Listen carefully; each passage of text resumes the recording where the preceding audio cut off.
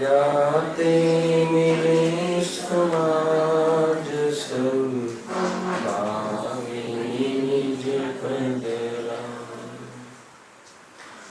बहुविधि मिथ्या गहनथी मलिन कया निज भाव अभाव थता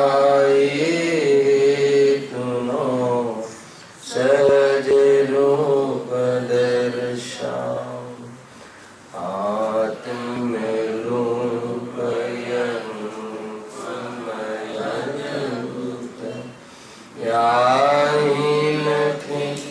भव सिंधु तरो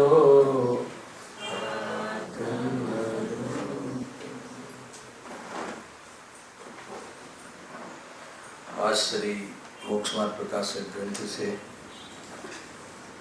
પાંચમા અધિકાર અન્ય મત નિરાકરણ પર આપણે ચર્ચા કરી રહ્યા છીએ. એમાં ઢુંડક મત શ્વેતાંબર સંપ્રદાયમાંથી છૂટો પડેલો એક પંથ, એને જે માન્યતા છે મૂર્તિ પૂજાનો નિષેધ, મૂર્તિ પૂજનનો નિષેધ, એના નિરાકરણની વાત ચાલે છે. પેજ નંબર કેવું છે? 163 બરાબર છે. અહીંયા એમાં પૂજન, જે મૂર્તિ પૂજાનો નિષેધ કરે છે, હિંસાનું બાનું કાઢી આમ તો જીવનમાં ધર્મ ક્ષેત્રમાં પણ અન્ય ઘણો આરામ તો કરે છે, પરંતુ જ્યારે મૂર્તિ બિરાજમાન કે મૂર્તિની પૂજા ભક્તિ આદિ એમાં હિંસા બહુ થાય છે એમ બાનું બતાવી અને ક્રિયાનો અને મૂર્તિનો નિષેધ કરે છે. તો એ જે માન્યતા ને નો વિરોધ, એ માન્યતા ખોટી છે એ ઠરાવવા અર્થે અહીંયા પંડિતજી ચર્ચા કરી છે. એનું નિરાકરણ એમાં કમસે કમ 1.5 પેજ ચાલી રહ્યું છે. એમાં એ વાતની સિદ્ધિ કરી કે તમે મૂર્તિનો નિષેધ કર્યો છો, પણ તમારા જ શાસ્ત્રોમાં મૂર્તિની વાત કરી છે.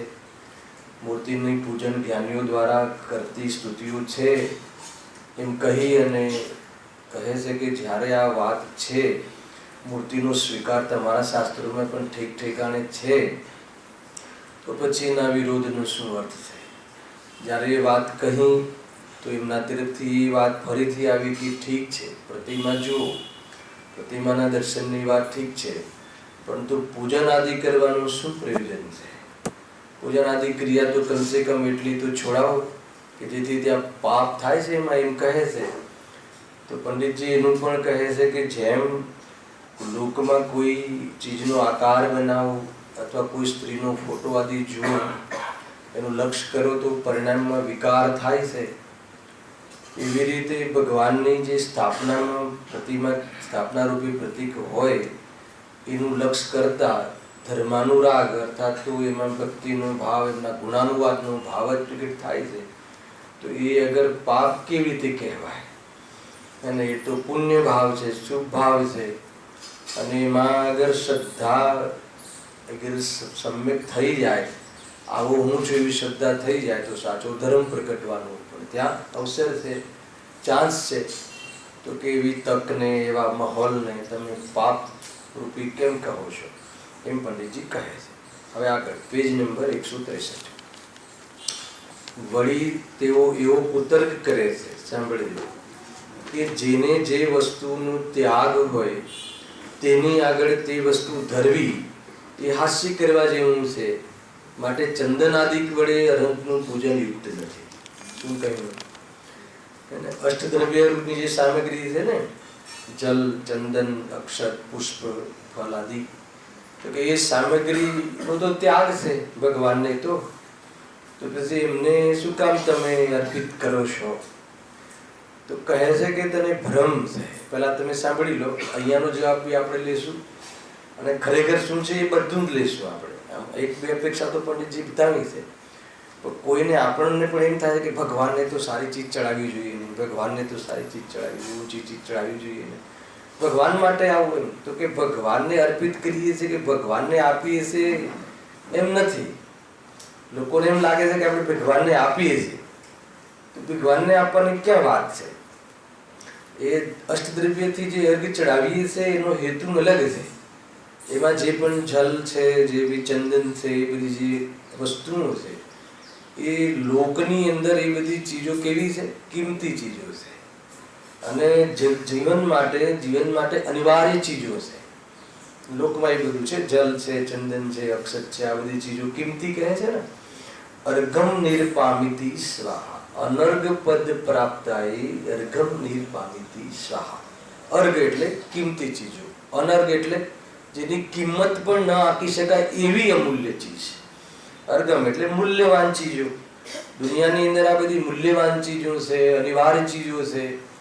તો કે એ બધી ચીજોનો પ્રભુ હું રાગ છોડવા આવ્યો છું એમ કહીને આપણે સમર્પિત કરીએ છીએ કે આ બધી ચીજો મને એવું લાગતું હતું કે આના વગર જીવન નહીં ચાલે, પણ જ્યાં પ્રભુ તમારા દર્શન થયા ત્યાં એમ ખ્યાલ આવી ગયો કે જીવન તો શક્તિથી જીવે છે, ચોખાથી નથી જીવતો, પાણીથી નથી જીવતો. અને આવી ચીજોને હું મેળવવા માટે અને એવી ચીજોનો સંગ્રહ કરવા માટે પરિગ્રહના પાપ બહુ કર્યા પ્રભુ. એટલે તમારે ત્યાં હું પ્રતિજ્ઞા કરું છું કે આ સમર્પિત કરીને તમારા ચરણોમાં, તમારી સાક્ષીમાં હું આને ત્યાગ કરું છું.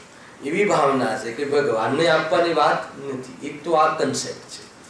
બીજું એ ચીજોમાં એ ચીજોની જે વિશેષતાઓ છે એ વિશેષતાઓને યાદ કરી અને આત્માની જે વિશેષતાઓ છે, જે આત્મિક વિશેષતાઓ છે એને ત્યાં સ્મરણ કરવા અર્થે, જેમ કે જલમાં શીતલતા છે તો આત્માનો પણ વિતરાક્ષ ભાવ અને શીતલતા કહી શકાય, રાગ રહી. તો એવી રીતે જલનો અવલંબન લઈ અને આત્માના શીતલ સ્વભાવને યાદ કરી અને ત્યાં ભક્તિ પૂજા પાઠ આદિ કરવામાં આવે છે. બાકી કોઈ અર્ઘો ચઢાવવાની વાત નથી. બીજું શું છે કે આ દ્રવ્ય જે સામગ્રી છે એ સામગ્રી એક અવલંબન રૂપ પ્રતીક છે. આપણો ઉપયોગ બહુ સ્થૂળ થતો હોય તો એનું અવલંબન લેવું જોઈએ. ખરેખર તો આ જોઈએ તો જેમ કે પહેલા સ્તુતિ થઈ ગઈ જે આચાર્ય સમંતભદ્રદેવ રચિત બી જે સ્વયંભૂ સ્ત્રોત આદિ ઘણી બધી થઈ છે ને, જે કલ્યાણ મંદિર છે ને, કે એવી બધી જે સ્તુતિ છે તમને ખ્યાલ હશે. તો એમાં કોઈ દ્રવ્ય સામગ્રી 2000 વર્ષ પૂર્વની વાત છે. દ્રવ્ય સામગ્રી ચઢાવવાની કોઈ જગ્યાએ કોઈ ઉલ્લેખ નથી, પરંતુ 1000-1500 વર્ષ પહેલા એક પ્રકારથી લોકોમાં શિથિલતા, લોકોનો ઉપયોગ વિશેષ નાટક એ બધું જોયું એટલે અવલંબન રૂપથી આ પ્રથાઓ ચાલુ થઈ છે. બાકી કોઈનો ઉપયોગ સીધો લાગતો હોય ભગવાનની મુદ્રા જોઈને તો કોઈ એને દ્રવ્ય લેવા જ જોઈએ, અને ન લઈએ તો ભગવાનનો અવિનય થાય એવું કોઈ ગ્રંથિ કોઈએ બાંધવી નહીં. પહેલાં લોકોને એવું થાય છે કે નહીં, આ તો શું કરે કે ઉપયોગ બહુ બગડતો હોય છે બહારમાં, એટલે કોઈ કે પર્ટિક્યુલરલી ત્યાં જલ અને એની શીતલતા યાદ કરવી અને એ રીતે કરીને ઉપયોગને મનાવીને લાવવાની ચર્ચા છે. બાકી કોઈ એમ કોઈને ડાયરેક્ટ કોઈ ભગવાનની મુદ્રા જોઈને સ્વરૂપની ચર્ચા અને એમાં ચિંતનમાં ઉતરીને સ્વરૂપમાં ઉતરવાનો પ્રયોગ ચાલતો હોય તો એના માટે કોઈ હાર્ડ એન્ડ ફાસ્ટ નથી કે એને કરવું જ જોઈએ, દ્રવ્ય લેવા જ જોઈએ. લોકોને બહુ એવું છે કે એની ખાલી હાથે કેમ જોવું ને આમ ને શું ને એવું બધું કાંઈ નથી. અરે ભગવાનને ખાલી હાથ ને ભરેલો હાથની ક્યાં મેટર છે? એટલે આ બધી તો એક જીવોને ઉપયોગને કોઈ બી રીતે લગાડવા માટેની બાહ્ય અવલંબન છે. કોઈ એમાં ધર્મ ફરમ નથી. એના માધ્યમથી આપણા સ્વભાવને યાદ કરે તો વ્યવહાર, સ્વભાવ અને પ્રતીતિ કરી લે તો નિશ્ચય ધર્મ. આટલી જ વસ્તુઓ છે, એ વાત ધ્યાનમાં રાખો. બહુ આગ્રહ નહીં રાખો, અતિરેક નહીં રાખો. થાળીઓ ભરીને હિંસા કેટલી બધી થાય છે. ગમે એમ ઢોળે છે, વિવેક નહીં, આમ નાખે તેમ નાખે, ગમે એમ ચઢાવે, એને ઉછાળે, બધી ઉપર આમ પુષ્પ ચઢાવે, આમ 4 દિશાઓમાં નાખે, 10 દિશાઓમાં નાખે, એટલી કીડીઓ મરે. ઘણી બધી બાબતો છે. એને સ્ટાર્ટ કર્યા પછી એવું લાગે છે ઉતાવળ નહીં કરીએ, ભલે અંતિમ પ્રયોજન છે આ સેશનનું, રહી જશે તો નેક્સ્ટમાં ફરીથી આગળ વિષયને લઈશું. બરાબર છે? એ રીતે શાંતિથી, ત્યાં કોઈ બહુ વિશેષ આરંભની જરૂર નથી. શાંત ચિત્તથી ભગવાનની પ્રતિમા નિહાળો. મુદ્રા, અંતર્મુખ મુદ્રા, એનો ઉદ્દેશ, એ મુદ્રા શું કહે છે એ વિચારો. અને એ મુદ્રા મારી જે ઉત્કૃષ્ટ મુદ્રા ફ્યુચરની છે પ્રાપ્ત કરવા પ્રભુ શું કરવું જોઈએ એની વિધિ બતાવો, એના માધ્યમથી સ્વાધ્યાયના માધ્યમથી વિધિ જાણો, વિધિને અનુસરો અને ભગવાન બની જાઓ. બસ ખ્યાલ આવ્યું કે ભગત બનતા રહેવું છે, ખાલી ભગત જ બનીને રહેવું છે નીતિનભાઈ? તો એ આખી આ વિધિ છે, એ પ્રમાણે સમજવું જોઈએ. જો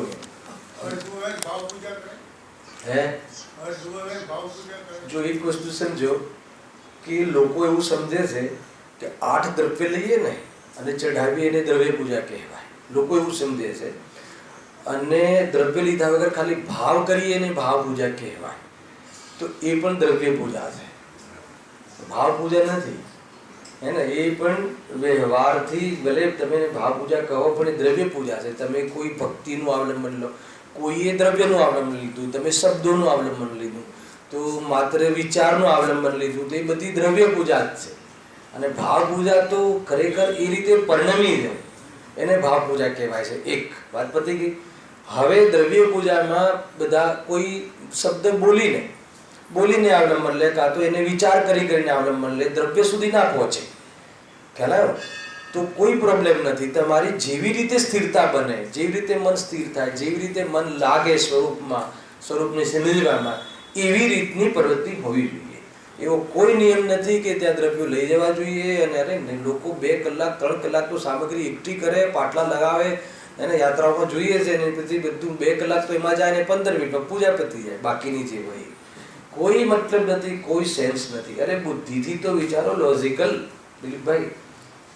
એ બસ થતું હોય છે, બધા આમ છે તેમ છે, ઠીક છે. અરે કોઈ એ બધા દ્રવ્યો લાવે ને એને પછી શુદ્ધ છે કે નહીં પછી એને શોધવા ને એને તો એટલી બધી ડેટમાં. હા, એ તો તમે તમારો ઉપયોગ લાગતો જ ના હોય તો આવા દ્રવ્યોનો આધાર લેવો જોઈએ. અરે તમે જલ ચડાવી રહ્યા છો અને જલની અંદર શીતલતાનો શબ્દ પકડાવી ગયો, એનું વાચ્ય તમને શીતલ સ્વભાવ, અરે રાગ ના હોય તો કેટલી શાંતિ, શીતલ શીતલ શીતલ લાગે છે, એમાં ઉપયોગ ચાલ્યો ગયો. અને સમૂહમાં બીજો ત્રીજો ચોથો પાંચમો ચડાવવા લાગ્યા કોઈ લોકો, તો એનાથી તમને કોઈ દોષ નથી લાગતો. ખ્યાલ આવે કે નહીં? એ ત્યાંથી તમારું વિસર્જન કરી નાખો તો ચાલી જાય તમારું કામ અંદરમાં થતું હોય તો. એક સામાન્ય વિધિ છે, તમે એનો એ પ્રમાણે ત્યાં સ્થાપના કરો છો, પછી વિસર્જન કરો. પરંતુ જો આત્માની અંદરમાં જવાતું હોય તો બધું જ ત્યાં માફ છે, કોઈ બી બધું છોડી દેવાની વાત. ખ્યાલ આવે કે નહીં? એ રીતે છે. પણ પછી ઘરે જ ત્યાં મન લાગતું હોય, ઘેર બધું યાદ આવી જતું હોય, તો પછી 8 દ્રવ્યો લઈને બેસવું બાકાયદા, એક દ્રવ્યની ઓરથી અર્ગમાં શું કહે છે વિચારવું, અને પોતાને વિચાર બળ કેવી રીતે પ્રાપ્ત થાય કરવું, અને પછી વેદ જ્ઞાનમાં છો. અને એ પદ્ધતિ છે. પણ આવું કોઈ રીતે કોઈ એવું આનો કોઈ મિસયુઝ નહીં કરતા કે આ સારું આપણે ઓર 5 મિનિટ બચી, હે ને, તો એ જલ્દી નોકરી જવાશે, એના માટે નથી. વાત એ છે કે એને છોડીને ઉત્કૃષ્ટ કાર્ય થતું હોય, ઉત્કૃષ્ટ કાર્ય એટલે આત્માનું ચિંતન મનન અને એનો વિચાર વિશેષ વધતો હોય, તો એના નીચેની ક્રિયાઓ છોડવામાં કોઈ દોષ નથી આવતો. ક્લિયર? બરાબર ચંદ્રકાંતભાઈ? એક સામાન્ય આયોજનો કરીએ છીએ, એમાં તો આયોજનમાં તો એ પ્રમાણે પદ્ધતિ હોય, પણ પછી પર્ટિક્યુલર વ્યક્તિની વાત આવે તો આયોજનમાં પછી પોતે પોતાની થાળી લઈને બેઠા હોય તો પછી સ્વતંત્ર રીતે આપણને જે મન લાગે એ પ્રમાણે કરવું. બીજી એક પદ્ધતિ ઘણીવાર કહી ચૂક્યો છું કે બાજુવાળાને પછી પેલાને અર્ઘ આપે, પાછળવાળાને આપે, પછી ત્યાં પહોંચાડો, તો એનો તો અર્ઘે જતો રહે અને બધું જતું રહે. કાંઈ નહીં, લેવું હોય તો લે ને, દરેક પોતપોતાની ફરજ છે. અહીંયા આવ્યા પછી એ પોતાનું કરી લેશે. હલાવે કે નહીં? આપણે બાજુમાં બેઠા તો ઘડી આ લો, હવે અર્ઘ લો, હવે આ લો. કેટલું આમે ઉપયોગ સ્થૂળ છે આપણો, અને એને ઓર વિસ્તાર આપશો તો પછી ક્યાંથી એના અર્ઘમાં શું કહેવું છે શું નથી કેવું નહીં લાગે. કોઈ ત્યાં કોઈ વેવાય કે કોઈ વિદ્વાન કે કોઈ સાધર્મિક કોઈ નહીં, ત્યાં બધા જ બસ બધા એક રીતે જોઈએ તો ભક્ત સામે ભગવાન, બીજું ત્રીજું કોઈ હોય જ નહીં. 2 જ હોય અને 2 માંથી 1 થઈ જાય તો નિશ્ચય પૂજા. શું કહ્યું? ભગત બનીને આવે ને ભગવાન બનીને જાય. હે ને? મંદિરમાં 2 જ જણ હોય છે. કોણ? ભક્ત અને ભગવાન. ત્રીજો કોઈ ક્યારે નથી હોતો. ત્રીજો દેખાય તો સમજી લો ગરબડ છે. હેલા? અને ભક્ત અને ભગવાનમાંથી પછી હવે ભક્ત અને ભગવાનનો પણ ભેદ નહીં. તું પણ ભગવાન, હું પણ ભગવાન, વાત પતી ગઈ. એ નિશ્ચય. ક્લિયર થયું? એના ઇન બિટવીન જ્યાં તમને જ્યાં તમારી વિશુદ્ધિ ઘટતી હોય અથવા જ્યાં વિકલ્પો વિશેષ રહેતા હોય, તો જે અવલંબન, જે પ્રાસુક અવલંબન, જે અહિંસક અવલંબન કહે છે, એ અવલંબનનો ઉપાય કરવો જોઈએ. આટલું જ છે. બાકી આમાં કોઈ બહુ મોટું નથી. ધ્યાન રાખો કંઈક વધારે એ દ્રષ્ટિએ આરંભ ન કરવો એ જરૂરી છે. અને આ લોકો તો શું કહે છે કે ભાઈ ત્યાં એ કરવાનું જ નહીં, કેમ કે એમાં હિંસા થાય છે. પણ શું કરવાનું એ તો કહેતા જ નથી.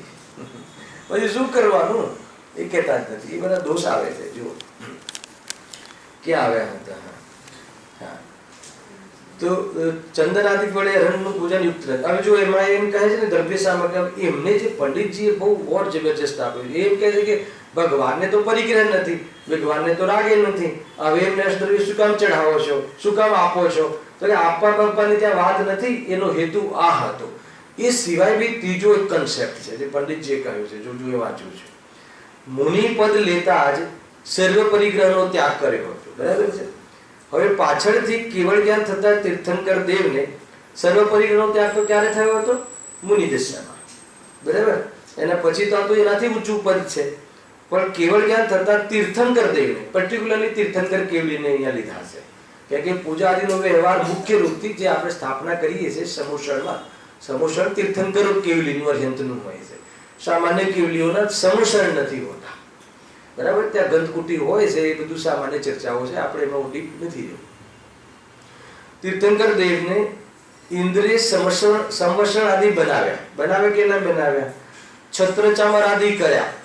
તે હાસ્ય કર્યું કે ભક્તિ કરી? માન લો કે તમે અષ્ટદ્રવ્યથી નિષેધ કર્યો છો, તો એ તો એમાં તો ભગવાનની ભક્તિ છે. એના માધ્યમથી ભગવાનના અને ભગવાન આત્માના ગુણગાનની પદ્ધતિ છે. તો જેવી રીતે ભગવાન કેવલ જ્ઞાન થઈ જાય છે, પૂર્ણતાને પ્રાપ્ત થઈ જાય છે, ત્યારે જ્યારે એમને અગર જે તીર્થંકર પ્રકૃતિ વાળા વર્જન પરમાત્મા હોય છે, તો ઇન્દ્ર શાની રચના કરે છે? સમુષની રચના કરે છે. પછી આઠ પાતિહાર્ય ને બધું કરે છે. તો એ શું છે? એ હાસ્ય, એ મનોરંજન કરવા માટે કરે છે કે ભક્તિ કરી? શાના માટે? ખાલી એક એ પ્રમાણેનું કરે છે, ચિત્ર બનાવે છે. તો એ કહે છે કે જો હાસ્ય કર્યું, મજાક કરી, તો એમને તો સર્વ પરિગ્રહનો ત્યાગ કર્યો હતો ને. હવે સમુષની રચના એમના માટે શું કામ કરો છો? આ તો મજાક થઈ. તો કે મજાક નથી કરી. એમને પુણ્ય પ્રકૃતિનો ઉદય હોય છે ને તીર્થંકર પ્રકૃતિમાં એવો નિયોગ હોય છે, ખ્યાલ આવે? સમુષણ આદિનો. અને એ પ્રમાણે બધા જીવો માટે હિતમાં નિમિત્ત બનતી હોય છે ભગવાનની વાણી આદિ ઘણી બધી બાબતો છે. તો અહીંયા કર્યું કે જો હાસ્ય કર્યું તો ઇન્દ્ર સમ્યક દ્રષ્ટિ, ઇન્દ્ર સૌધર્મ, ઇન્દ્ર કેવો થાય? મહાપાપી થાય. પણ એ તો બને નહીં. તથા ભક્તિ કરી તો પૂજન આદિકમાં પણ ભક્તિ જ કરીએ છીએ. અગર જો એ ભક્તિ જ થઈ, ભગવાન માટે ભક્તિ જ થઈ, ભગવાન પ્રત્યેની ભક્તિ જ થઈ, તો પછી પૂજન આદિ પણ ભક્તિ જ કરીએ છીએ. તો પૂજનનો નિષેધ શું કામ કર્યો છો? અરે એ તો ધર્માનું રાગ છે, ભગવાનના ગુણાનું વાત છે. અમે એને ધર્મ બી ક્યાં કહીએ છીએ? પણ પાપ તો નથી જ. એ તો સ્વભાવ છે. તમે પાપ કેવી રીતે માનો છો? પૂજનમાં પાપ થાય છે એવું કોને કહ્યું? હવે થોડો આરંભ થાય છે, એની ચર્ચા પછી કરીએ છીએ જો આજે આવી ગઈ તો. પરંતુ જે પૂજનનો ભાવ જે છે એમાં તો પ્રભુની ભક્તિ એ અષ્ટદ્રવ્યને લીધા કે શાસ્ત્ર હાથમાં લીધું કે જીનવાણી લીધી, જે પણ તે આરંભ કર્યો તો એના માધ્યમથી તો ભગવાનમાં જે ભગવાને સિદ્ધાંતો બતાવ્યા એને સ્મરણ કરીએ છીએ, આપણું સ્વરૂપ બતાવ્યું એને સ્મરણ કરીએ છીએ. હે ને? એ તો એમાં પાપ ક્યાં આવ્યું? હે ને? અને એના માધ્યમથી તો સાચો ધર્મ પ્રગટ થવાનો હેતુ પણ બની જાય છે કેટલાક જીવોને. પરંતુ એને પાપ તમે કેવી રીતે કહો છો? હે ને? અને એ પાછી ઇન્દ્રાદિક દ્વારા થતી ક્રિયાઓ કે જે સમ્યક દ્રષ્ટિ જીવ છે, સૌધર્મ ઇન્દ્ર આદિ, તો કેવી રીતે તમે એને કહો છો કે એનાથી આ પ્રવૃત્તિ હાસ્ય કે મનોરંજન માટે કે કોઈ મજાક કરી એવું તો કહેવાય નહીં એમ. હા, કારણ કે તો પૂજન આદિમાં પણ ભક્તિ જ કરીએ છીએ ત્યાં સુધી ખ્યાલ આવે. જો એક બીજી સરસ વાત કહીએ એમને, છદ્મસની આગળ ત્યાગ કરી વસ્તુ ધરવી એ તો હાસ્ય છે, ગજબ છે. કોઈ આનો ઉલટો અર્થ કાઢે, જો કેટલી સાવધાની રાખે છે. તો કે અમે મુનિરાજ જે છે, અમને બહુ ભક્તિ આવી ગઈ તો અમે થોડાક વસ્ત્ર ઉઢાડી દીધા, તો એને તમે ભક્તિના પકડમાં નાખો ને. ખ્યાલ આવ્યો કે નહીં? કોઈ એવું કહી શકે કે ના કહી શકે સમીરભાઈ કે ભાઈ તમે જ્યારે ભક્તિ કહો છો તો અમને મુનિરાજ પ્રત્યે અમે એમને આહાર સુધીનો વિકલ્પ છે, એટલી કશાય બાકી છે, તો આહાર આદિની પ્રવૃત્તિ જોવા મળે છે. એ સિવાય બાકી એ બી પરિગ્રહ રૂપથી નહીં, સંગ્રહ કરવા રૂપથી નહીં, બધું આગળ બહુ જોઈ ગયા આપણે. આખી પૂરી નવધા ભક્તિની વિધિ જોઈ ગયા, એટલે પરિગ્રહમાં જતું નથી. પરંતુ એમને કોઈ વસ્ત્ર આદિનો તો સર્વ પરિગ્રહનો ત્યાગ છે. એવા મુનિરાજને આપણે એવી જો વસ્તુ આપીએ કે ભેટ ધરીએ તો બધી એ તો દોષ છે, એ તો વિક્ષિપ્તતા થાય, એ તો વિરોધી કાર્ય થયું. એ તો બની શકે કે સામેવાળા જીવનો રાગ વધી જાય હે ને, તો એ વસ્ત્ર આદિને ગ્રહણ કરી લે અને ગ્રહણ કરીને પાછો મુનિ મનાવડાવે અને થયું. એટલું જ નહીં કે શું કરે, લોકોની બહુ ફોર્સ હતો ને એટલે ભાઈ મેં એમ લઈ લીધું. કોઈ એમ કહે, કોઈ નગ્ન દિગંબર મુનિ આચાર્ય જેને કહે કે એટલા ભક્તજનો છે એ આચાર્ય દેવ આપણા અને આપણા પ્રત્યે એટલી ભક્તિ કરે છે તો એને ના કેવી રીતે કહેવાય. એટલે પછી મેં ધોતિયું લઈ લીધું એને, ઉપરનો ચંદ્રો લઈ લીધો અને હવે લોકો માને જ છે આના સહિત મુનિ, તો માનવા દો ને. પછી એ પંથ ચાલુ થઈ જશે અને થઈ ગયું.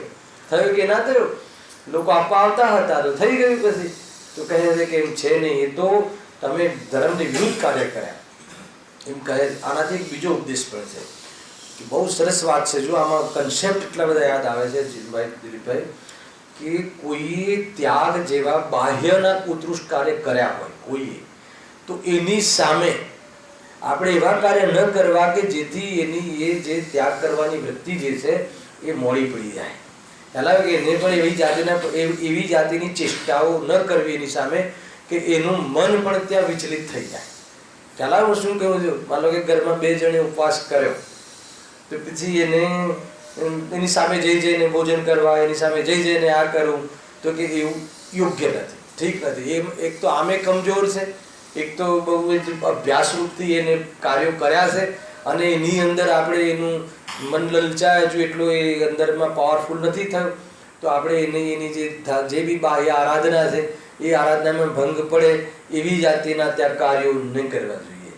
અને આ બી એક વસ્તુ બહુ જબરજસ્ત છે, કેમ કે આપણને જે સ્વરૂપની આરાધના કરવાવાળા મહાપુરુષો છે એના બાહ્ય આચરણ પ્રત્યે પણ આપણને એ પ્રકારનું સન્માન હોવું જોઈએ. હે ને, વ્રતાદિ જળ છે અને એ આમાં ધર્મ નથી, એ અધ્યાત્મની દ્રષ્ટિની વાત છે. પણ ચરણાની યોગની અપેક્ષાએ તો મહાવ્રત આદિ અંગીકાર કરે છે તો એવા મહાવ્રત આદિનું સન્માન કરવું જોઈએ. ભરત ચક્રવર્તીને પણ અંદરમાં મહાવ્રત આદિ ધારણ થવાનો ભાવ નહોતો આવતો તો ઘણો ખેદ થતો હતો. આ લખ્યું શાસ્ત્રમાં, વાંચો, ભરત પુરાણ વાંચો, ભરતેશ્વર ભાવ બહુ ખેદ થતો હતો. એનો અર્થ એવું નથી કે શુભ ભાવ અને શુભ ક્રિયાનો પક્ષ છે, પરંતુ એ શુભ ક્રિયા કયા લેવલની વિતરાગતા સાથે હોય છે તો ક્યાંય ને ક્યાંય વિતરાગતાનો મહિમા છે.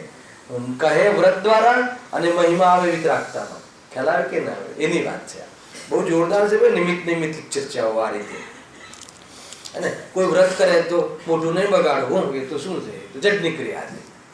હે ને, આપણને એમાં શું છે, અરે એ તો જેને ઉપવાસ કર્યા છે એને બરાબર સમજાવે છે કે ભાઈ ધ્યાન રાખજે, આનો મહિમા ના આવી જાય, એને ભોજનનું ન આવવું થયું એ તારું કાર્ય નથી, એને એ વખતે ઉપયોગ તે બચાવ્યો તો તું ધર્મમાં લગાવજે. ખ્યાલ, પણ આપણે એને એના વ્રતોની અનુમોદના કરવી જોઈએ. ખ્યાલ, અનુમોદના કરવી જોઈએ એટલે કે શું, ધર્મની એવી બાહ્ય ક્રિયા છે, પાપ ક્રિયા તો છે નહીં, પરંતુ એને ધર્મ માનવાની વાત આવે ત્યાં સાવધાની રાખવી. ધર્મ કે ધર્મનું કારણ છે જ નહીં ત્રણેય કાળમાં સુભાવ, એ તો બરાબર અને ગુરુદેવશ્રીએ જે ચલાવ્યું છે એમાં તો જરા પણ આગળ પાછળ નહીં થયું. પણ એનો અર્થ એવો નથી કે ક્રિયા ના હોય. પુણ્ય હે છે એનો અર્થ એ નથી કે પુણ્ય પરિણામ ના હોય. મહાવ્રત હે છે એનો અર્થ એમ નહીં કે મહાવ્રત કરવાના નહીં. હે મુનિરાજ મહાવ્રત હે છે એટલે મહાવ્રત કરવાના નહીં એમ છે. અરે મહાવ્રત તમને આવે છે ભૂમિકાના, એ મહાવ્રતમાં ધર્મ નહીં માની લેતા, એટલો નિષેધ કર્યો છે. એનો મોક્ષ માર્ગમાં નિષેધ છે, દ્રષ્ટિમાં નિષેધ છે, સ્વરૂપમાં લીન થવા માટે એનો નિષેધ છે. જ્યાં સુધી ઉપયોગ વિકલ્પોમાં રહેશે વ્રતોના ત્યાં સુધી નિર્વિકલ્પ દશા નહીં આવે, એની સામે એનો નિષેધ છે. પણ એનો નિષેધ ત્યાં ન હોય એ રીતે નથી.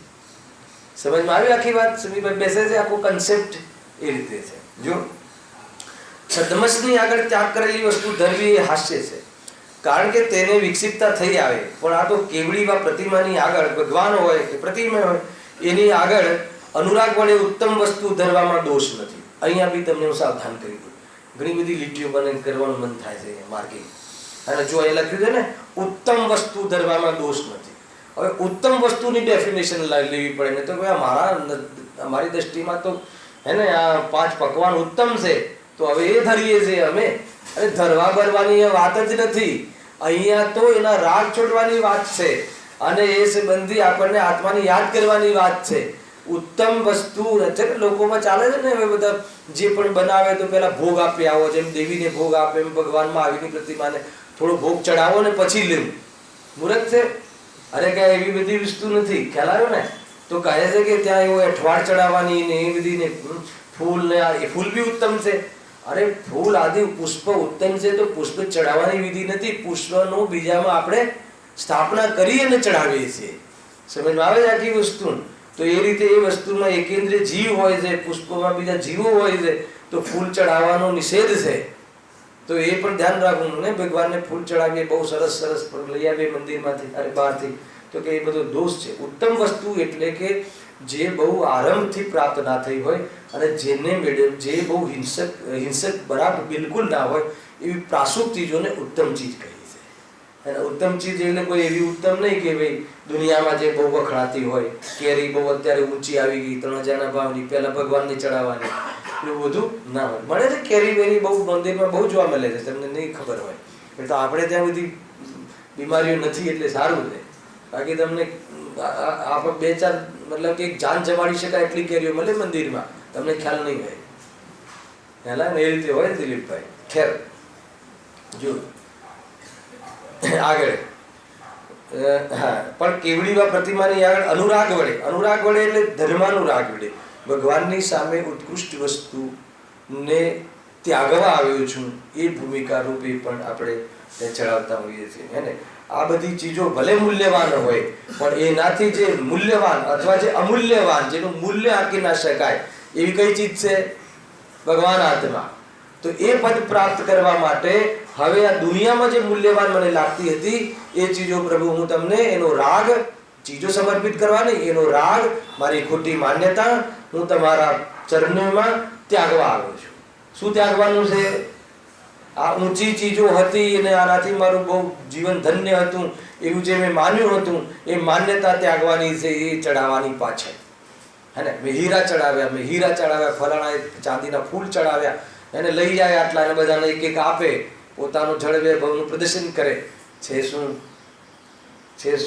ખ્યાલ આવે કે નહીં? લઈ જાય ને આટલા બધા ચાંદીના ફૂલ લઈ જાય, પછી એને બોલાવે, અહીંયા આપણો દીકરો આવે, આગળ આવે, બેટા ફૂલ ચાંદીનું ચડાવ. આખી દુનિયાને જાહેર કરીને શું કર્યું? ત્યારે મનોવૃત્તિ બહુ મનોગ્રંથિ. અરે ભગવાન ત્યાં કાંઈ નહીં, કોણ દીકરો કોણ દીકરી, ભગવાન ને ભક્ત. બાજુમાં પત્નીને બેસાડીને પૂજા ના કરવી, એ તો રાગ આવશે કે આ ચડાવે, આ બી મોક્ષે જાય. એટલો બી રાગ ઠીક નથી ત્યાં. એમ ખરેખર કહું છું. ત્યારે પ્રતિ પત્ની પ્રત્યે વિશેષ રાગ હોય છે. એ આપણને ઘરમાં સપોર્ટ કરે, આપણે મંદિરમાં સપોર્ટ કરવો. એક દ્રવ્ય બીજા દ્રવ્યનું કરે નહીં, કરશો શું? ઘણી બધી બાબતો બહુ જાણવા જેવી, સમજવા જેવી છે. હે ને? તને અહીંયા બી સાથ છોડવાનો ભાવ નથી આવતો. ખ્યાલ આવ્યો કે નહીં? એ વ્યવસ્થામાં ભલે સાથે જઈએ છીએ પરંતુ અહીંયા તો જેવું પગથિયું ચડ્યા એટલે એનું ને હું મારું, અને એવું કાયમી થઈ જાય પ્રતીતિમાં તો શાબાશ. બરાબર કે નહીં? બહુ ધ્યાન રાખવું. તમને સ્થૂળ વાતો લાગતી હશે પણ ઘણી વખત આપણે એટલા પાપો કરતા હોઈએ છીએ. હે ને? આખી ફોજ લઈને આવી જઈએ ને પછી નિશ્ચય થાય નહીં ને પછી વચ્ચે દીકરો સારું બોલે ના, દીકરી સારું બોલે તો એને આપણને રમાડવાનું મન થઈ જાય. ખ્યાલ આવે છે બધું કેવા દોષ લાગે છે ત્યાં? સમજમાં આવે છે આખી વસ્તુ? જે ઘરમાં કાર્ય કરતા હોય એવા કાર્યો કરવા લાગી છે. ઘણી વખત આ નો જ એલાજ કર્યો ને દિલીપભાઈ, તો કેટલી બી બધી કરાવી. અરે તમે ક્યાં જાઓ છો? 3 લોકના નાથ બિરાજમાન છે. ગુરુદેવસિંહ કહે તું ક્યાં આવ્યો છે? પછી તરત ઉદાહરણ આપે. પેલી જે કોર્ટમાં જાય ને, ન્યાયાધીશની કોર્ટમાં, તો કેવું આમ રાખીને ડિસિપ્લિનથી રહે છે. અને આ તો કયા કોર્ટના ન્યાયાધીશ છે? 3 લોકની કોર્ટ છે, એના ન્યાયાધીશ છે. એની સામે કેટલી ડિસિપ્લિનથી, કેટલી ભક્તિભાવથી, કેટલી આદર સત્કારથી આવવું જોઈએ ખબર છે તને? અહીં આવીને તું હાલતું ફરતું વાતો કરે છે, ક્યારે આવે ને ક્યારે ગયા ને, પગ મટ્યો કે ના મટ્યો, કે આ મટ્યું કે ના મટ્યું. એને દેહથી ભિન્ન ભગવાન, આત્મા ભગવાનની મુદ્રા જોઈને દેખાય કે શરીર છે જ ક્યાં? એને શરીર આત્માને હોતું જ નથી. કોઈ ચેષ્ટાઓ નથી દેખાતી ભગવાનની. એને હાથની પગની બધી ચેષ્ટાઓ સ્થિર થઈ ગઈ છે એટલે શરીરનો કોઈ ઉપયોગ જ લેતા નથી. પ્રભુ અવલંબન જ નહીં, દેહ હોવા છતાં દેહનું અવલંબન નહીં, દેહ છતાં વર્તે. ખ્યાલ આવે કે નહીં? આખી વાત એ છે. એ રીતે ભાઈ આખી વસ્તુ કેવી રીતે અંદરમાં હોવી જોઈએ એનું ધ્યાન રાખજો તમે. જો હા, તો કારણ કે તેમને વિકસિતતા થતી નથી અને ધર્માનુરાગથી જીવનું ભલું થાય છે. જો રાગથી ભલું થાય છે, અરે ભલું થાય છે એટલે ભક્તિ ભાવ આદિના માધ્યમથી પૂરું એ લેવું. ભક્તિ આદિના માધ્યમથી પોતાના સ્વરૂપનું બી ગુણાનુવાદ કરે અને પોતાના દોષોનો ત્યાગ કરે અને ગુણોનો ગ્રહણ કરે. ભગવાનની સામે પોતાના દોષોની નિંદા કરવી અને ભગવાનના ગુણોની આરાધના, ગુણોનું ગુણાનુવાદ કરી અને સ્વભાવને યાદ કરવી એ વ્યવહાર પૂજન છે, વ્યવહાર આરાધના છે. અને એવી આપણી પ્રતીતિ થઈ જાય એ નિશ્ચય આરાધના છે. બહુ લીધું છે, 31મી ગાથા ચલાવી હતી અહીંયા, એને બાકી થોડી છે કઈ. જો હવે જો આગળ હવે શું કહે છે, ત્યારે તે કહે છે કે પ્રતિમા બનાવવામાં, ચૈતન્ય આદિ કરવામાં, એટલે મંદિર બનાવવામાં અને પૂજન આદિ કરવામાં હિંસા થાય છે. થાય કે ના થાય? બોલો. થાય. જો થાય છે ને. હવે કેવી રીતે થાય ને કેવી રીતે ના થાય એમ. અને ધર્મ તો કેવો છે? અહિંસા પરમો ધર્મ. માટે હિંસા વડે ધર્મ માનવાથી મહાપાપ થાય છે. તેથી અમે એ કાર્યોને નિષેધીએ છીએ. શું કહે છે? આનો જોરદાર જવાબ આપ્યો છે પંડિતજી. જો અને એમના જ શાસ્ત્રથી, બહુ બહાર ગયા નથી, તમારા શાસ્ત્રમાં લખ્યું છે, એનાથી જવાબ આપે છે. સાંભળજો બરાબર. પ્રશ્ન ખ્યાલમાં આવ્યો, તર્ક ખ્યાલમાં આવ્યો, કુતર્ક. એમને શું પૂછ્યું કે જો પ્રતિમા આપણે મંદિરો બનાવડાવીએ તો જેમ ઘર બનાવડાવીએ તો એમાં પણ મિસ્ત્રી લાગે, કડિયા લાગે, આ બધું લાગે, તો આમાં બી લાગે કે ના લાગે? કે ઇન્દ્રની જેમ થોડી રચના થઈ જાય છે આત્માના પ્રદેશોથી? બધું ઓટોમેટિકલી થોડી છે. અહીંયા બી મજૂર જોઈએ, આ જોઈએ, તે જોઈએ, તો એમાં હિંસા થયા વગર થાય? હેલાવે કે નહીં? તો કહે છે કે તું 4 બંગલા બનાવે બધે ઘરે, એમાં તને હિંસા યાદ નથી આવતી, અને મંદિર બનાવવામાં તને હિંસા યાદ આવે છે. ખ્યાલ આવે કે નહીં? તો એ અમને સમજમાં ના આવ્યું.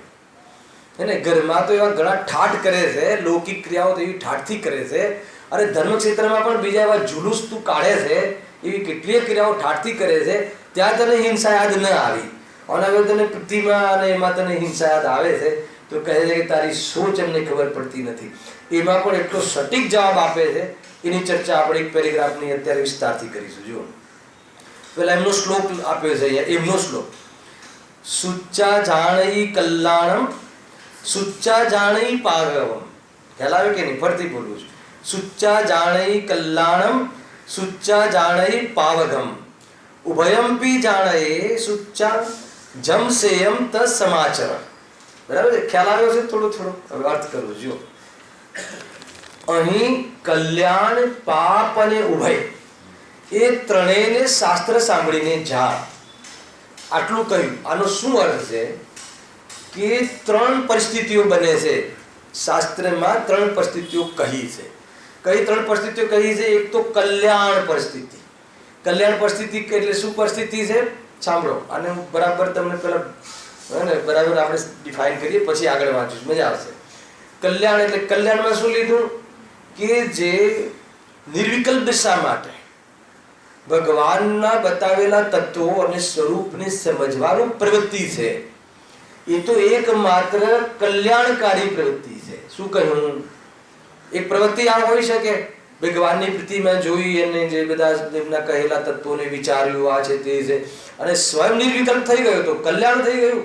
અને એના માટે કરીને તત્વોનો વિચાર કર્યો, ભગવાને બતાવેલા 6 દ્રવ્યોના 7 તત્વોનું સ્વરૂપ વિચાર કર્યો અનુભૂતિ માટે, તો એ કલ્યાણકારી પ્રવૃત્તિ છે, નિમિત્ત તરીકે. બરાબર છે?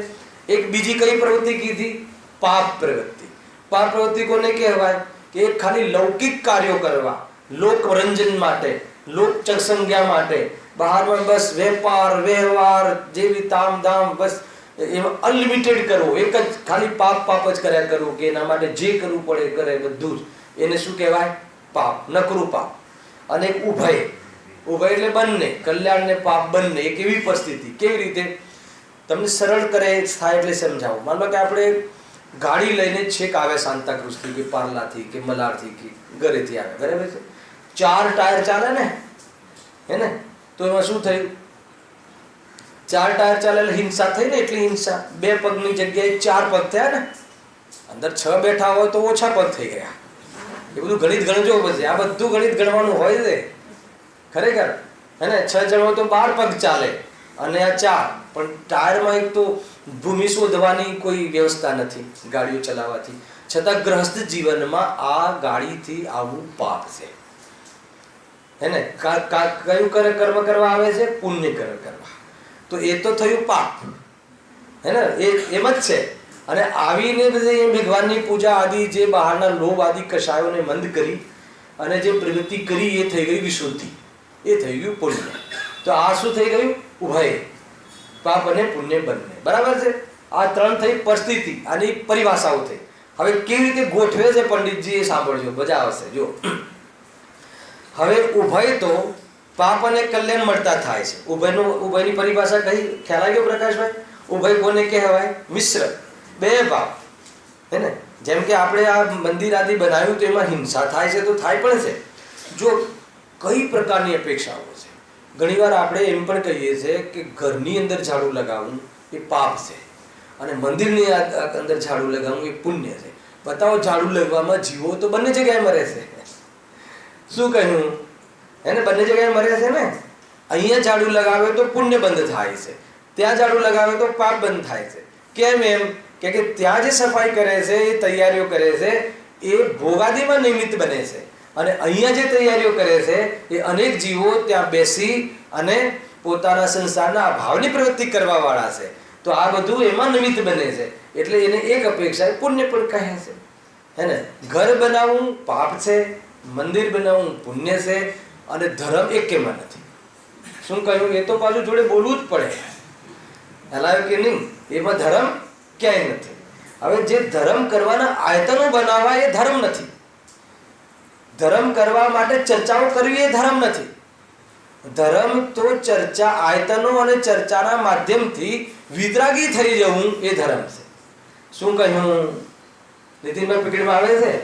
ધર્મ કોને કહેવાય છે? કે મંદિરના માધ્યમથી અને એમાં ભગવાનની મુદ્રાના માધ્યમથી, એમને કહેલા તત્વને ચર્ચાના માધ્યમથી આધાર લઈ સત્યનો સ્વીકાર કરી અને ત્રિકાલ સતમાં સમાઈ જવું, પછી વિકલ્પ જ ના રહેવો, એ ખરેખર નિશ્ચયથી વિતરાગ ધર્મ છે. આવો ધર્મ ત્રણે કાળે જયવંત હો, જય હો. કે નહીં?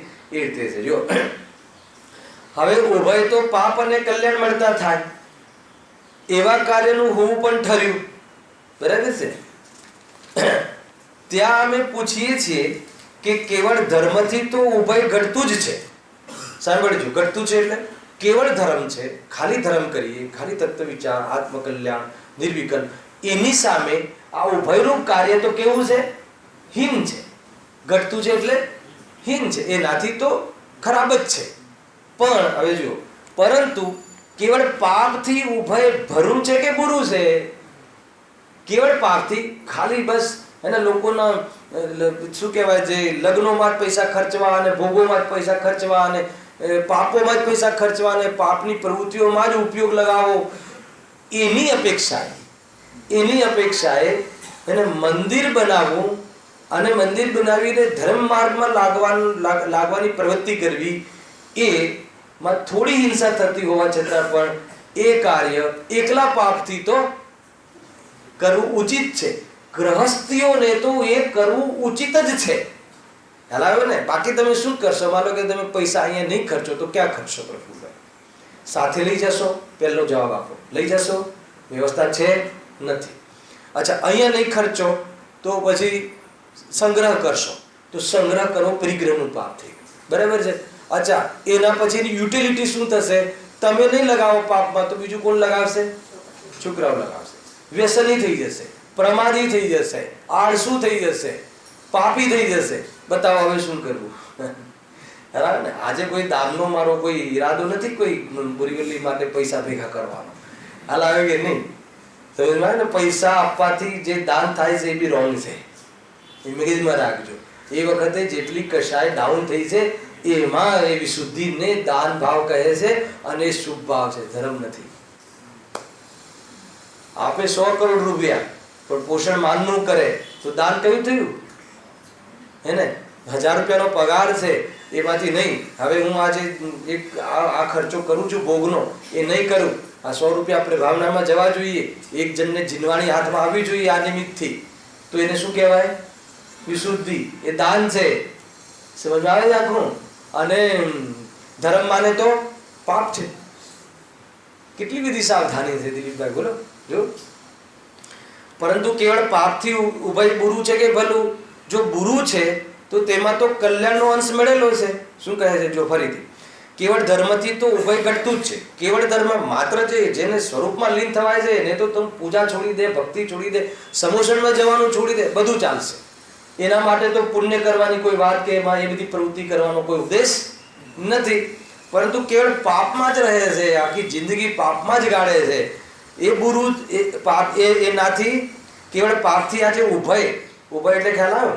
ભલે મંદિરમાં જવામાં થોડું પાપ લાગે છે, આ જીવો મરે છે, હે ને, પરંતુ એ નહીં જઈને બી હું કયો પાપથી બચું છું? તો એટલું પાપ બી કિંમત પર બી અને એમાં બી જેટલો વિવેક હોવો જોઈએ તો હોવો જ જોઈએ. એવું નથી કે છૂટ આપી દીધી. અને જેટલો વિવેક હોવો જોઈએ, જેટલું જેમ બને એમ વાતો કરતા કરતા પગથિયાં નહીં ચડવા. બે બેટું રહી જવું કોઈ પૂછે તો પ્રશ્ન હલાવે ને. નીચે જમીન શોધીને બાકાયદા આદત પાડો, મંદિરમાં તમે આદત પાડો અને બધી જગ્યાએ એ પ્રમાણે જીવન જીવો. કેટલો ધર્મ થશે? 1% નહીં થાય. શું થશે તો? હલાવે કે નહીં? અંદરમાં એવા આ તો ક્રિયાથી કરવામાં આવે છે, પણ મેઇન વસ્તુ સમજવાની પરિણામોથી છે. આવું જેનું પરિણામ હશે એને એકેન્દ્રીય જીવમાં પણ ભગવાન આત્મા દેખવાનો પુરુષાર્થ થઈ શકશે. અરે સ્વયંને ભગવાન આત્મા જોવાનો વિચાર થઈ શકશે. નહીં તો ક્યાંથી જોશે? ગરડા મા બાપમાં ભગવાન આત્મા નથી દેખાતા. અરે મા બાપ નથી દેખાતા, ભગવાન આત્મા તો બહુ દૂરની વાત છે. હલાવ્યું કે નહીં? અરે મને જન્મ આપ્યો મા બાપ છે. અરે વ્યવહારવાળી ચીજોમાં બી તો ક્યાં એ વાસ્તવમાં નૈતિક છે? કાંઈ નહીં. એને નડે છે, હવે વચ્ચે વારંવાર વચ્ચે નડે છે અને ક્યારે છૂટે તો સારું. આવા હવે અહીંયા આવીને ભગવાન આત્માની વાત સાંભળે, જય ગુરુદેવ કરે તો એ કોને છલે છે? કે તારો શિષ્ટાચાર, તારું જીવન સુધાર પહેલા. અને ગુરુદેવનું શિષ્યનું તારે નામ લેવું હોય ને તો એના પહેલા તારે જીવન બધા સમજવું પડશે તારે, હે ને. એક આમ ડાળી તોડે તો બીજેને હૃદયમાં ડંખે ફેલાયો અને એને ધર્મ નહીં, હે ને. એવા ગુરુનું શિષ્ય બનતા પહેલા તારા આજુબાજુવાળા જીવો અને તને જે ઘરડા જીવો આ છે કેન્દ્રિયાદી ઘરમાં જીવો એના પ્રત્યે તને કોઈ વિચાર નથી. જેમ થવો એમ થાય. આપણે તો મસ્ત રહીએ ભોગોમાં, ખાલી બસ જઈ આવું ગુરુદેવની ટેપ પ્રવચનમાં, સંખ્યા વધારી દેવી, એનાથી કોઈ પ્રભાવના નહીં થાય. સમજમાં આવે છે કે નહીં? બહુ બધી બાબતો છે ભાઈ. તમને ખરાબ તો નથી લાગતું ને? કઠોર તો નથી લાગતું ને ચંદ્રકાંતભાઈ?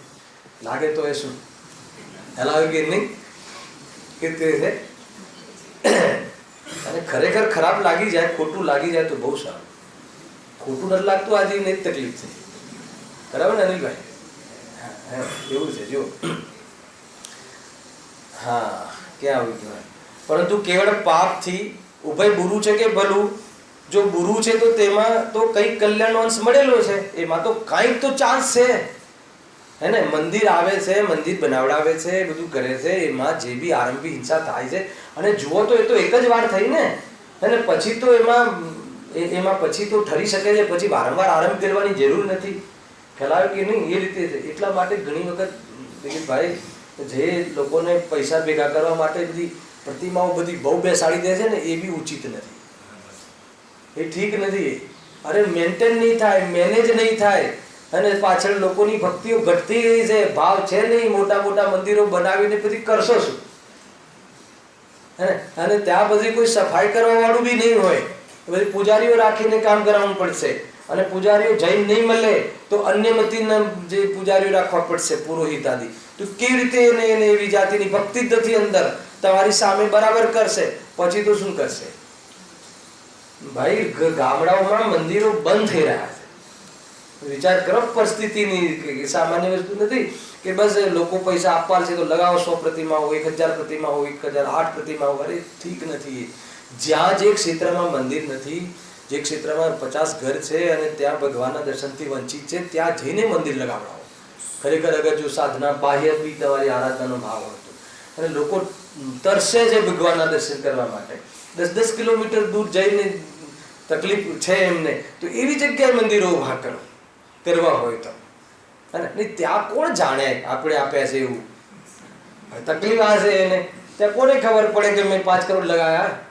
સમજ આવ્યું કે નહીં ભાઈ? બહુ બધી બાબતો છે, કાંઈ ઠેકાણા નથી એના. એની તો અહીંયા વાત જ નથી.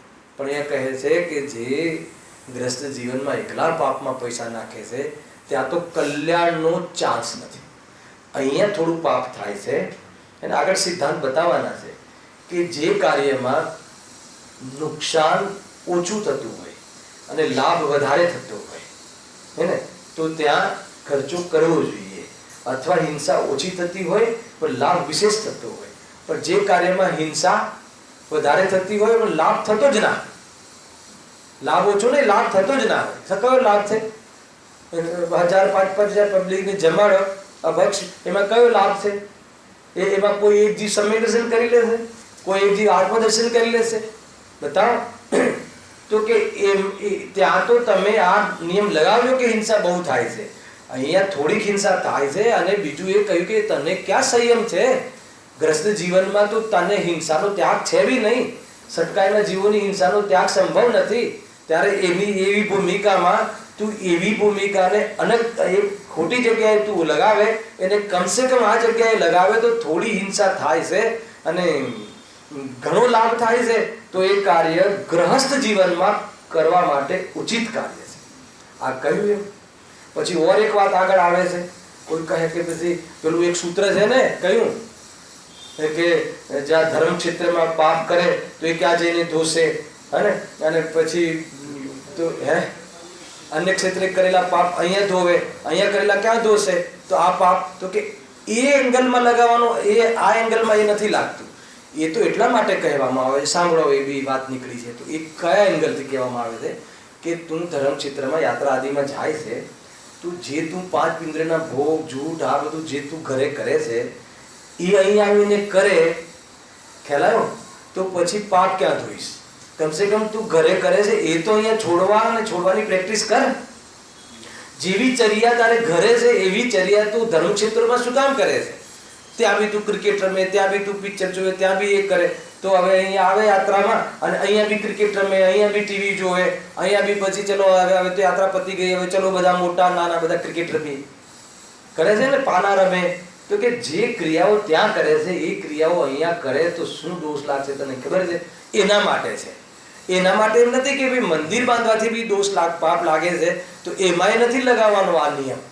મંદિર બાંધવાથી જે જીવની હિંસા થાય છે પણ એનો ઉદ્દેશ અને એના પાછળનો જે અભિપ્રાય ભોગોને પોષવાનું નથી, ભોગોને અભાવ કરવાનું છે. તો એટલો તો દોષ આરંભનો લાગશે, પણ એટલી ઓછી સ્થિતિ વાળો લાગશે.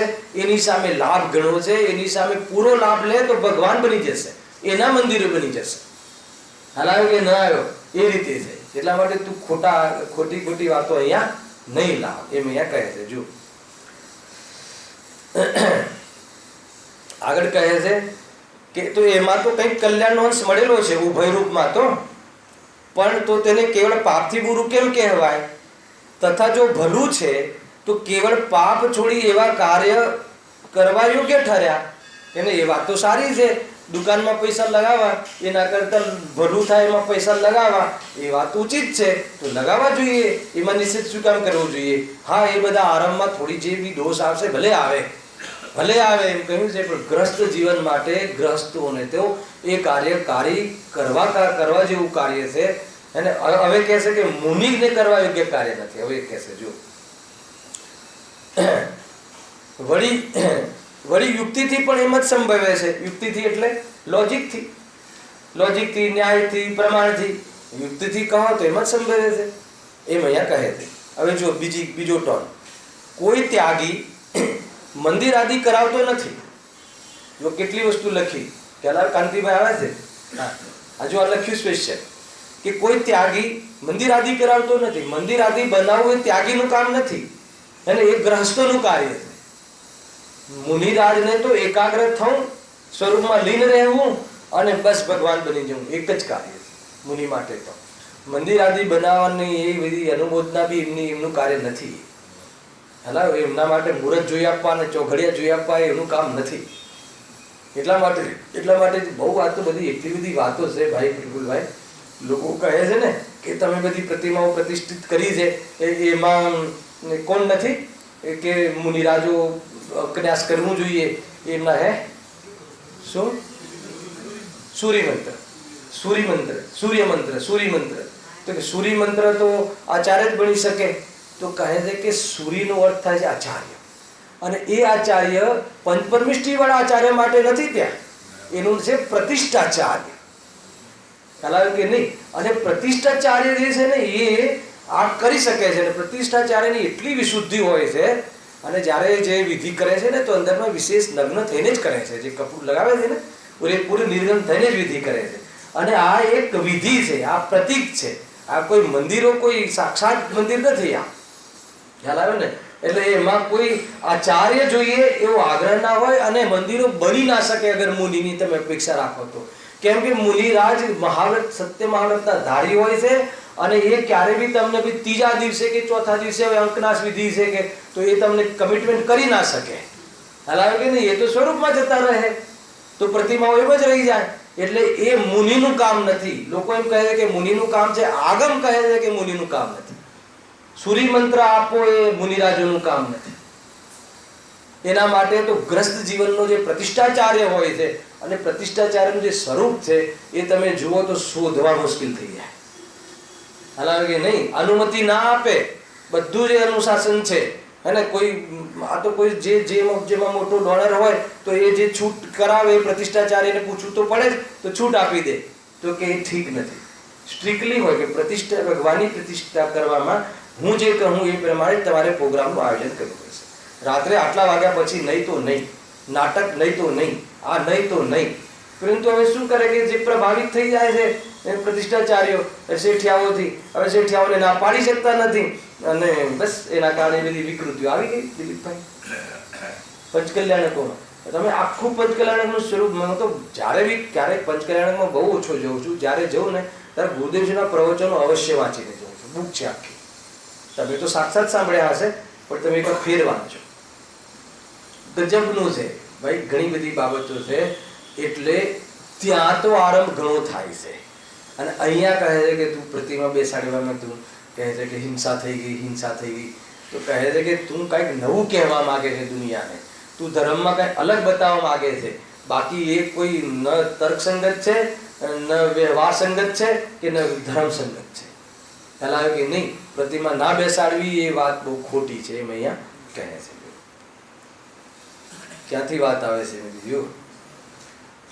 ત્યાં કોઈ ત્યાગી મંદિર આદિ કરાવતો નથી, પણ સામાયિક આદિ નિર્વધ્ય કાર્યોમાં પ્રવર્તે છે, તો તેને છોડી તેને પ્રતિમા આદિ કરાવવા, પૂજન આદિ કરાવવું ઉચિત નથી. લખ્યું ને? એ તો નિર્વધ્ય કાર્ય, આ બધા સાવધ્ય કાર્ય છે. આમાં વધ થવાનો જ છે. ઝાડ તોડવું જ પડશે, અહીંયા હશે તો ખાડો કરવો જ પડશે, થોડી ચલાવવી જ પડશે, કુહાડી ચલાવવી જ પડશે, એ બધા શસ્ત્રો અહીંયા ઉપયોગ કરવા જ પડશે. તો એ બધું સાવધ્ય પ્રવૃત્તિ છે. અને સામાયિક કેવી પ્રવૃત્તિ છે? નિર્વધ્ય. એમાં તો સામાયિકમાં તો નિયમ કરીને બેસે છે કે બધી જ પ્રકારના આહારો અને બધી જ પ્રકારની હિંસાનો ત્યાગ કરીને અંદરમાં જણું છું.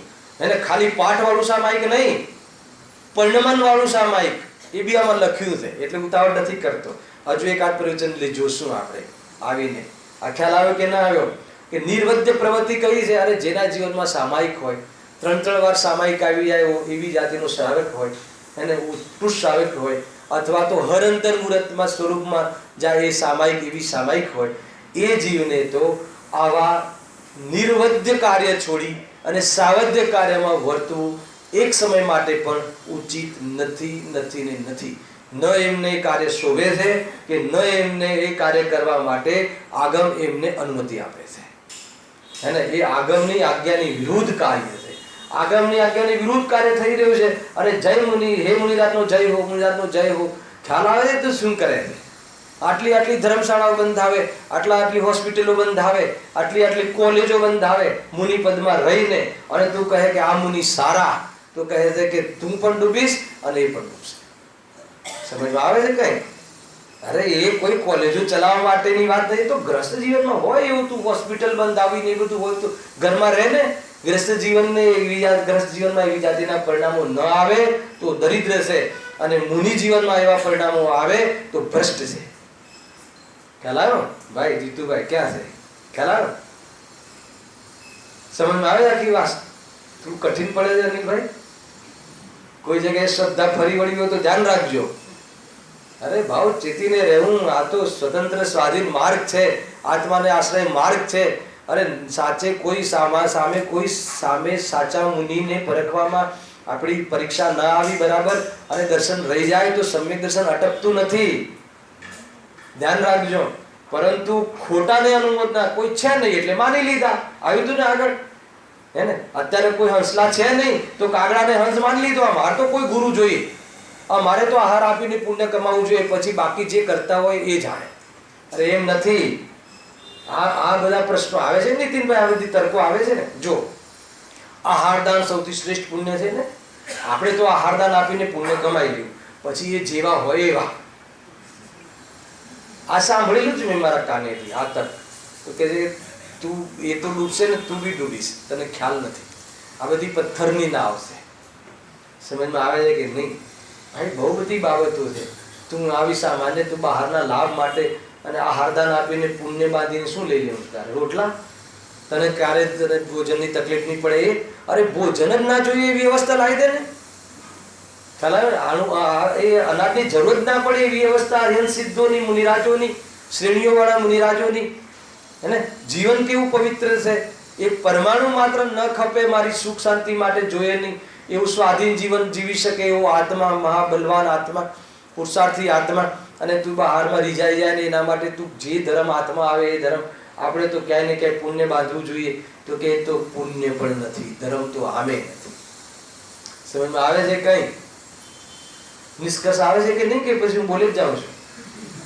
સમીર પકડાય છે કોઈ વાત? ભાઈ યાર તમે જુઓ, લખ્યું છે ચોખ્ખો, કોઈ ત્યાગી મંદિર આદિ કરાવતો નથી, એને વિધાન નથી, એને આગમની આજ્ઞા નથી, અરે એવા પરિણામ હોતા નથી, એના માટે ઘર છોડ્યું નથી, એને દુનિયાને સમજાવવા માટે ઘર છોડ્યું નથી. રાગ મટ્યો છે, સ્વરૂપમાં સમાવવું છે, કોઈ ભાંજગળ જોઈએ નહીં, કોઈ જવાબદારી જોઈએ નહીં, કોઈ જિમ્મેદારી જોઈએ નહીં.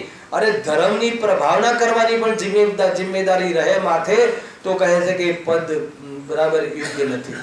પરિણામ આવે પણ જવાબદારી સમજીને કરે તો કહે છે કે મુનિ નથી. અરે એ તો પોતાને ભૂખ લાગી હોય, પોતાને ઉપયોગ સ્વરૂપમાં ના રહેતો હોય અને કોઈ લલકારે કોઈ ગાથા અને ચાર જીવો પામી જાય તો પામી જાય, ના પામે તો ન પામે. હલાવ્યો ને? પોતે રાગથી નથી બચી શકતા એવા સમયમાં કરે તો કેટલું કાર્ય કરે? એટલું જ કાર્ય કરે કે કોઈ મુનિ કેવી રીતે બની શકે અને મુનિ બનીને અર્યંત કેવી રીતે થઈ શકાય એટલું જ બતાવવાનું પ્રયોજન છે, બાકી કોઈ પ્રયોજન નથી. ચારેય અનુયોગોનું એક તાત્પર્ય માત્ર વિતરાગતા છે કે નહીં? બધી જ વાતો એ રીતે છે. જો હા, કોઈ ત્યાગી મંદિર આદિ કરાવતો નથી પણ સામાયિક આદિ નિર્વદ્ય કાર્યમાં પ્રવર્તે છે તો તેને છોડી તેને પ્રતિમાદિ કરાવવા, પૂજન આદિ કરવું ઉચિત નથી.